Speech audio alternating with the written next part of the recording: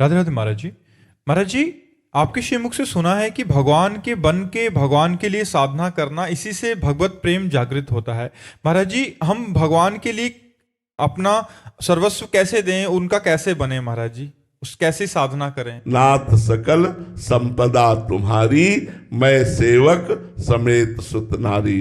केवल हमारी भावना बदलनी है। ये सब कुछ भगवान का पहले भी था, अब भी भगवान का है, आगे भी रहेगा। झूठ से हमने अपना मान लिया था, वही भूल मिटानी है, वही असत भावना मिटानी है, और कुछ नहीं। सब कुछ आपका ही रहेगा। जब भोग लगाते हैं तो वो पदार्थ नहीं रह जाता, वो प्रसाद हो जाता है। लेकिन जब हम बिना भोग लगाए पाते हैं तो वो पदार्थ रहता है। पदार्थ में गुण दोष रहते हैं और प्रसाद में वो निर्विकार रहता है। तो जब हम अपना मानते हैं तो कर्मों का भोग भोगना पड़ता है, और जब प्रभु को समर्पित हो जाते हैं तो भोग भोगते हुए भी वो निर्विकार स्थिति को प्राप्त होकर मोक्ष या प्रेम को प्राप्त होता है। तो हम भगवान को कैसे अपना समर्पण करें? भावना से।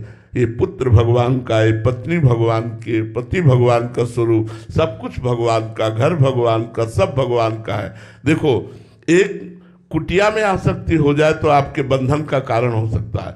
और चक्रवर्ती सम्राट महाराज अम्बरीश पूरे राज्य पर आसक्ति नहीं, भगवान का मान के कर रहे हैं। तो कहे भरत जी महाराज राम जी की पादुका को सिंहासन पर विराजमान कर 14 वर्ष तक अयोध्या का शासन किया, लेकिन शासन किसका? राम जी का। राज्य किसका? राम जी का।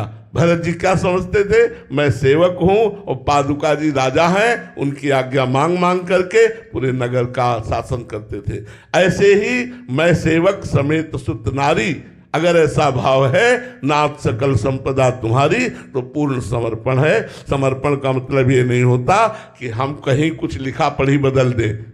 कुछ देने लेने की जरूरत नहीं, केवल भावना बदलने की जरूरत है। ये सब कुछ प्रभु का है, ऐसा मान लेना ही समर्पण है।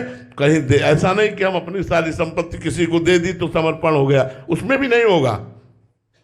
हमने सारी संपत्ति उनको दे दी तो क्या दे दिया? अहंकार तो बनाए रखा है। उसका पुण्य मिलेगा, लेकिन समर्पण नहीं माना जाता।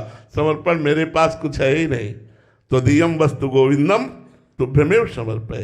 हे भगवान, आपने जो कुछ हमें दिया वो सब आपका है नाथ, मैं तो केवल सेवक हूं आपका। ऐसी भावना रखकर चाहे राज्य चलाओ तो भी कोई परेशानी नहीं, वो भगवान का समर्पण ही माना जाता है।